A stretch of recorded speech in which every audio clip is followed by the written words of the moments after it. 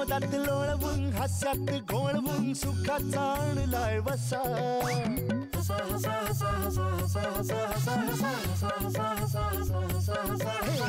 मजेच अस्वल करील गुदगुल्या पुढ्यात त्याच्या बसा गडबड लोळाल पाठीवर पडाल खुर्ची पकडून बसा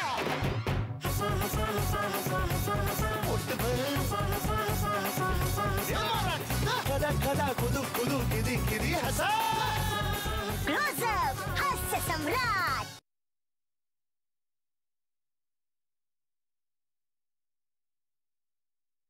नमस्कार मंडळी, पुन्हा एकदा तुम्हाला हसवण्यासाठी, खळाळून हसवण्यासाठी हास्याचा खळखळाट घेऊन, खुळखुळा हातात घेऊन आमचे पाचही विनोदवीर तयार आहेत आणि तुम्ही सुद्धा तयार आहात. बरं का नायगावकर साहेब, मी असं ऐकलेलं आहे की खाण्यावर अंकुश असावा, बोलण्यावर अंकुश असावा, हसण्यावर मात्र अंकुश असू नये. जे तुम्ही कुठेतरी ऐकलंय की उगाच कारण नसणारा हसणारा माणूस आहे ना, त्याला वेडा म्हणतात. म्हणून माणूस काय आहे की कुठेतरी अंकुश असलाच पाहिजे, अंकुश असलाच पाहिजे. पण कारण नसताना जो हसतो त्याला वेडा म्हणतात, कारण असताना सुद्धा जो हसत नाही याला नायगावकर म्हणतात. हे गप्रे म्हणजे अरे खरंच अहो, म्हणजे सध्या बाजारात बेटिंग चालू आहे, तुम्ही हसणार की नाही वगैरे. पण अंकुश असावा की नसावा, तुला काय वाटतं मकरंद? मला काय वाटतं की वेडा माणूसच इतिहास घडवू शकतो, त्यामुळे अंकुश नसावा.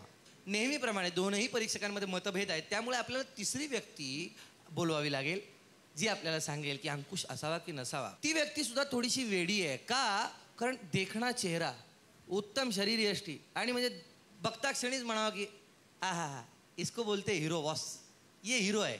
तरी सुद्धा तो वेडा काय, चांगलं चाललेलं होतं हिरो म्हणून, अचानक दिग्दर्शनाकडे वळला आणि असंख्य तरुणी ज्या आहेत महाराष्ट्रातल्या तमाम तरुणींच्या हृदयात एकच प्रश्न की अगं बाई आता हा पडद्याच्या मागे असणार, मग आम्ही कुणाला बघणार नाही का.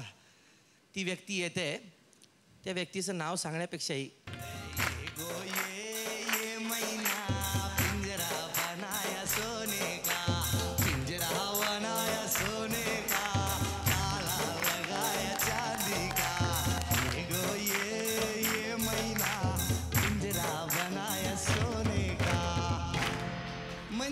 अशा जर व्यक्तीने सांगितलं पिंजरा आहे सोन्याचा काय लोखंडाचा असला तरी ती पिंजऱ्यात गप गुमान येईल महिना आणि बसेल. स्वतः अंकुश चौधरी दादा, आमचे दादा. बऱ्याच वर्षांनंतर एक असा सिनेमा आलेला आहे, कमर्शियल सिनेमा, जो महाराष्ट्रभर गाजतोय, साडे माडे 3 नावाचा. तो सिनेमा दिग्दर्शित करणारी जोडगोळी आहे सचित पाटील आणि अंकुश चौधरी. त्यापैकी अंकुश दादा आज आपल्यामध्ये आहे. मला स्वतःला असं वाटत होतं की अंकुश दादा कधी एक सिनेमा करेल आणि कधी तो आम्हाला पाहायला मिळेल, आणि आज तो सिनेमा झाला, त्यात 3 मातब्बर कलाकारांनी कामं केली आणि तो सिनेमा गाजतोय. त्याच्याबरोबरच एक आणखी गोष्ट त्याच्यामध्ये आहे. लोकांना वाटेल आता जसे सेलिब्रिटी जज येतात आणि परफॉर्म करतात, तो कवितासुद्धा करतो. तर हां म्हणजे बरं का इर्शाद नायगावकर साहेब समोर आहेत, त्यांच्यासमोर कविता म्हणणं म्हणजे जरा कठीणच आहे. नाही असं काय. मी हा असा तीही अशी, मी हा असा तीही अशी, जणू एक कप आणि एक बशी. माझा राग काठोकाठ भरलेला, माझा राग काठोकाठ भरलेला, निवतो फक्त तिच्याच कुशीत. मला फक्त एकच कान, मला फक्त एकच कान, ती बिनकानाची तरीसुद्धा दिसते छान. मी उभट ती पसरट, मी उभट कारण मी कप आहे ना, मी उभट ती पसरट, मी काही वात्रटपणा केला तर म्हणते चावट चावट चावट. तर आता मी बोलवतो आमच्या 5ही स्पर्धकांना, प्लीज इथे स्टेजवर या 5ही जण. क्या बात आहे, वा. हे ते 5 विनोदवीर आहेत. एक एक पान गळून गळून गळून मग शेवटी हे राहिलेले आहेत खंदेवीर. आता याच्यातून एक हास्य सम्राट निवडायचं आहे दादा, पण ते निवडणार आहेत आता प्रेक्षक. आज कुणालाही गुण द्यायचे नाहीत, काही नाही, काही जज वगैरे करायचं नाही. हां, पण एखाद्याचा परफॉर्मन्स झाल्यानंतर तुला काय वाटतं ते तू सांगायचंस. Okay, so Anki is there, you here. Thank you very much. आता येतोय पहिला स्पर्धक. मुंबईच्या वरली कोलीवाड्यातला आपला बाला जानी रावत. काव्य संमेलनाचा कार्यक्रम कुठेही असला तर फार रसिक प्रेक्षक असतात, फार दर्दी लोक बसलेले असतात. आमच्या गावामध्ये झालेलं कवी संमेलन, बालाने केलेला कवी संमेलन, त्याची एक मोठी चाळ आहे. त्या चाळीमधल्या लोकांना जबरदस्ती उठवून बसवलेलं आहे आणि जबरदस्तीचे कवी बसलेत आणि कवी संमेलन सुरू होतं. सर्वप्रथम माईकवर येऊन तो कशा प्रकारे बोलतो. Hello 1 2 1 2 check 1 2 1 2 4. ए ज्या आला थिरी कुठं आहे रे? लीक झालं वाटतं. आजचे कवी संमेलन आता ताजी खबर आलेली आहे. अपोजिट पार्टीची माणसं येऊन बसलीत. कोणी बी लफरा करायचं नाही. कोणी लफरा केला तर सगळ्या लाईनीत आमची माणसं बसली आहेत बांबू बिंबू घेऊन. जरा काही नाटक झालं तर टेजच्या बागे फुल वरापावची सोय तुमची. पोकल बांबूचे फटके आहेत सगळ्यांना. ना आजच्या कवी संमेलनामध्ये कवयित्री येणार आहेत. एक काल त्यांनी गाजवलेलं जवानीन खूप सुंदर दिसायच्या. बरोबर बोलतोय हो. माझा बापूस तिच्यावर लाईन मारायचा. अशा कवयित्री चंद्रपूरवरनं आलेल्या जोरदार टाळ्यांच्या गजरात त्यांचं स्वागत करा. चंद्राबाई चव्हाण. नमस्कार. एकेकाली मी जवान होते, दिसायला उषा चव्हाण होते. एकेकाली मी जवान होते, दिसायला उषा चव्हाण होते. माझ्यावर मरणारे मरून गेले, बाकीचे होते सगळे पळून गेले. कारण तो कालच वेगळा होता. कारण त्या काली मी जवान होते, दिसायला उषा चव्हाण होते. त्या काली मी दाताला क्लोजअप लावायची. त्या काली मी दाताला क्लोजअप लावायची. आता क्लोजअपला दात लावतं. कारण त्या काली मी जवान होते, दिसायला उषा चव्हाण होते. माझे डोले काय झालं रे हिचे डोल्यांना? माझे डोले जयश्री गरकर सारखे होते. दात माझे सुलोचना चव्हाण सारखे होते. कारण तो कालच वेगळा होता, त्या काली मी जवान होते.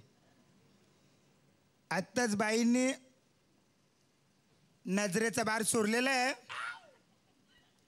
ज्याला इथे कोणीतरी फुसका बार सोडलाय. कोण तो? ए मामा उठ. ज्याला सुकट खाऊन बसले उठ. ज्याला पंख्याचा तोंड इकडे फिरव रे. आता याच्यानंतर पुढचे कवी ते भैयाला उठव. हे चल कविता बोल. काहे उठा दिया? यहाँ सोया रहा, काहे उठा दिया? अरे चल कविता बोलने का है. चल कविता सुनाओ. सुना रहा हूं. मिसरा सुनिए. मिसरा सुनिए. मिसरा. अरे क्या मिसरा सुनिए? बाद में बोलेगा शर्मा को सुनिए, चौबे को सुनिए, दुबे को सुनिए. इतना लोग को सुनने को टाइम नहीं है. जो कुछ सुनाने का तुम ही सुनाओ. सुना रहा हूं. कहाँ रखा है? धोती में अटका रहा, जेब में रखा है. सुना रहा हूं. 2 लुंगी, 4 धोती, 6 पैजामा.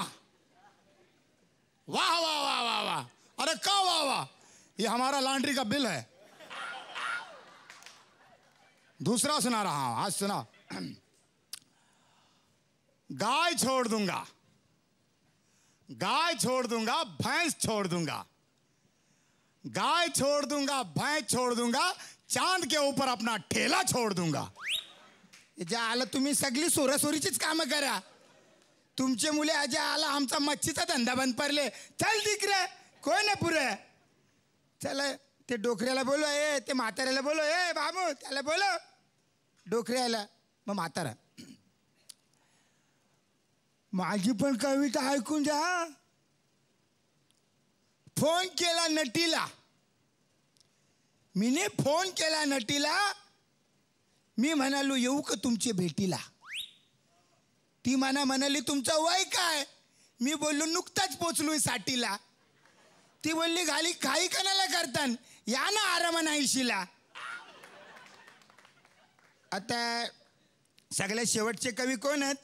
हा, बालाला बोलवा. बालाला ये ज्या आला आवराय अनाऊन्समेंट करतं, बालाला बोलवा. हो बालाला बोलवा. चला बाला, चल कविता बोल. आता बालाबद्दल बोलायचं तर आवराच. आमचे हे बाला जे आहेत ना, हे माणसापेक्षा जास्त कुत्रीवर प्रेम करतात. कारण माणसापेक्षा जास्त मुक्या जनावर यांचा खूप जीव आहे. कुत्रीवर प्रेम करताना असे कुत्र्यांवर प्रेम करणारे आमचे बाला इकडे येतात.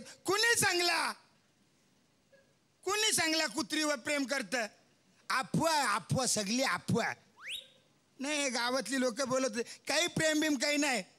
आला ते आमचे नाक्यावर तो अब्दुल मटनवाला ना काटिक, तो नाक्यावर मटण कापत असताना मी तिकडून जातं तर मटण कापता सगळे मटणाचे तुकडे माझ्या अंगाला चिटकतात ना. त्याचे वासाने सगळे कुत्रे मला सोरायला घरपर्यंत येणार.